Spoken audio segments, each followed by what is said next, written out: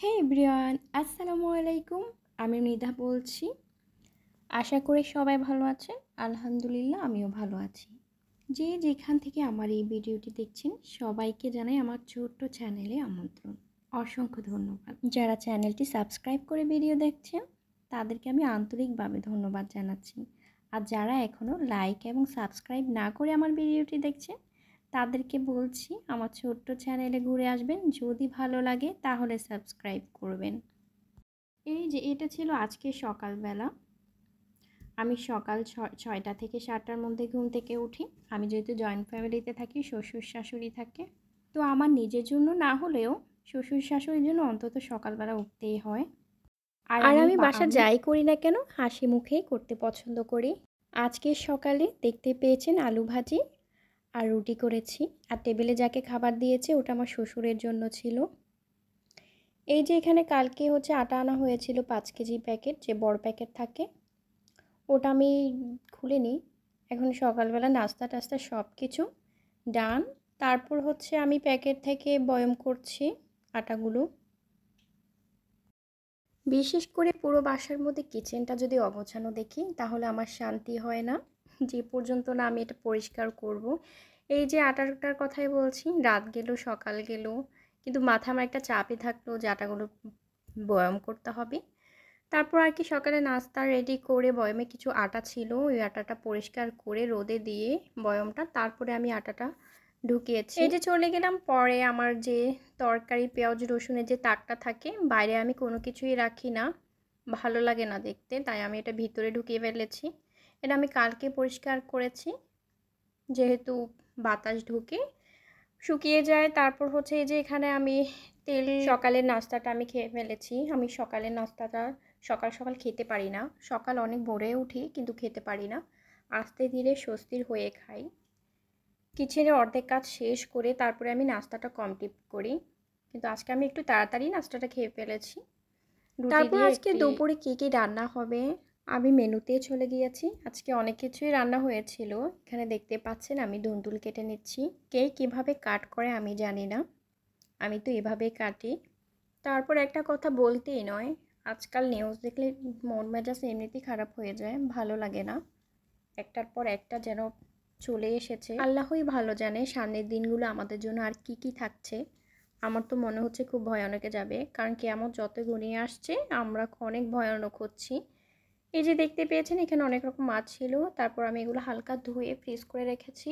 আজকে মাছ ভাজি করার কথা ছিল না, তারপর আমার শাশুড়ি বললো যে তাজা মাছ খেতে নাকি অনেক মজা, ফ্রিজ করলে তেমন মজাটা স্বাদটা থাকে না। তারপর 3টা ফ্রাই করেই নিলাম।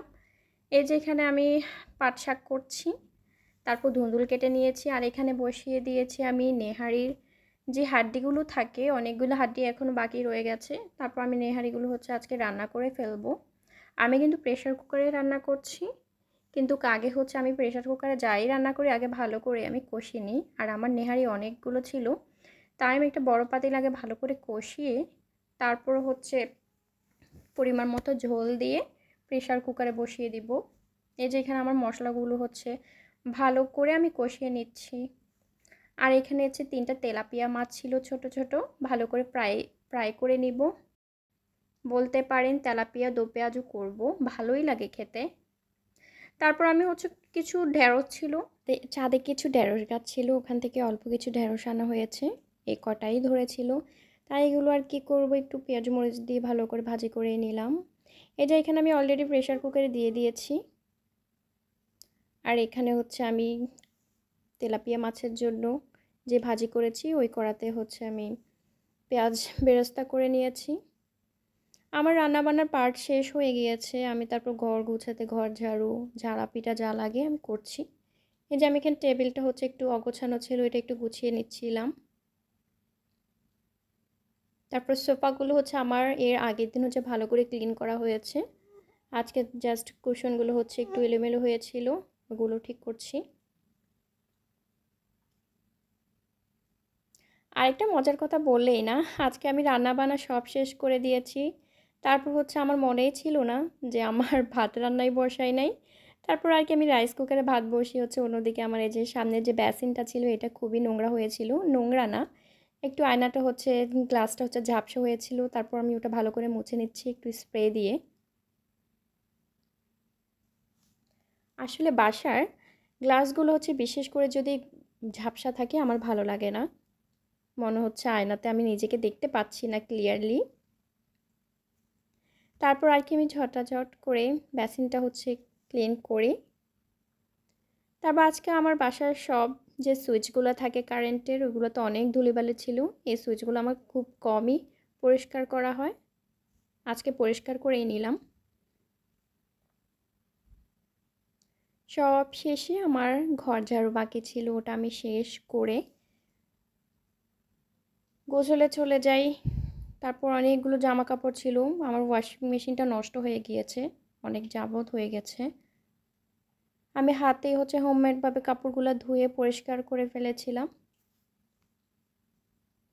আসলে আমার একটা আঙুল কাটা ছিল, যার কারণে আমার এক হাত দিয়ে আমি কেচেছি, ভালো করে পরিষ্কার করতেও পারিনি, যতটুকু পেরেছি করেছি। তারপর আজকে ওয়েদারটা বৃষ্টি ছিল না, হালকা রৌদ্র রৌদ্র ছিল, লাগাতার 3 দিন তো বৃষ্টি, অনেক জামাকাপড় জমে গিয়েছিল। আমি গোসল শেষ করে নামাজ পড়ে তারপর আমি লাঞ্চে চলে গিয়েছি।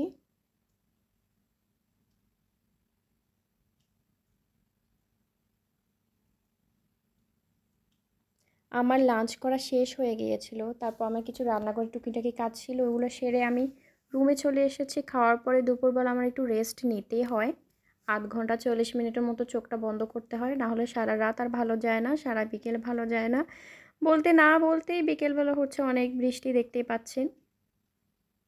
আমি একটু ঘুমিয়েছি, 0.5 ঘন্টা ঘুম থেকে উঠে আসরের নামাজ পড়ে পকর্ন ছিল, ওই যে পকর্নগুলো আমি ভেজে আমার শাশুড়িকে কিছু দিয়েছি, আমি নিচে কিছু বয়ম করে রুমে নিয়ে এসেছি, ওটা আমি সন্ধ্যার পরে খেয়েছিলাম, বিকেলে শুধু 1 কাপ চা খেয়েছি। এই যে এটা ছিল রাতের বেলা, আজকে খুব সুন্দর একটা চাঁদ উঠেছে, সকালের রৌদ্র, বিকেলবেলায় বৃষ্টি, রাত হচ্ছে আকাশ ভর্তি চাঁদ। সবাইকে অসংখ্য ধন্যবাদ, সাবস্ক্রাইব করে পাশে থাকবেন।